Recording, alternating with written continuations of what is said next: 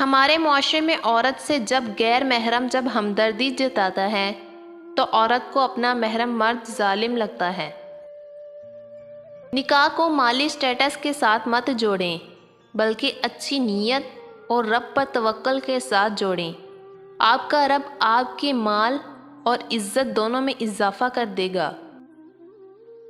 ہم ایک ایسے معاشرے کا حصہ ہیں جہاں پر سچائی لفظوں کی بنیاد پر طے کی جاتی ہے، اعمال کی بنیاد پر نہیں۔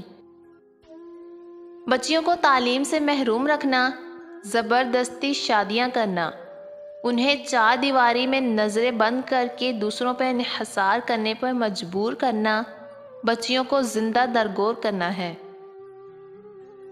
سنو لڑکی، بلا شبہ ہر لڑکی خوبصورت ہے، بس ہر ایک کے پاس وہ آنکھیں نہیں ہوتی جو اس خوبصورتی کو دیکھ سکیں، مگر ایک دن اس شخص سے نوازا جائے گا جس کے پاس وہ بصارت ہوگی جو اس خوبصورتی کو دیکھ سکے گا۔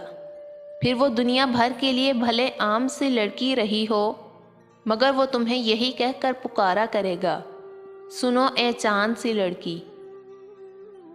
ہمارے معاشرے کا ایک بدنما رخ عزتیں، غیرتیں اور پگڑیاں بیٹی کی جھولی میں اور جائیدادیں بیٹے کی جھولی میں۔ دوسروں کو پرکھنے سے پہلے اپنے بھی کچھ معیار رکھیں تاکہ ان کو آپ کے کردار سے سیکھنے کا موقع ملے، نہ کہ کردار پر بات کرنے کا۔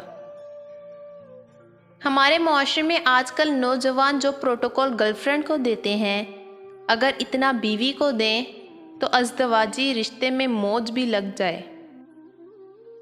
مرد ایسی عورت کی ایک جھلک دیکھنے کے لیے بےتاب ہوتا ہے جو اس کی محبت ہو مگر اسے حاصل نہ کر سکے۔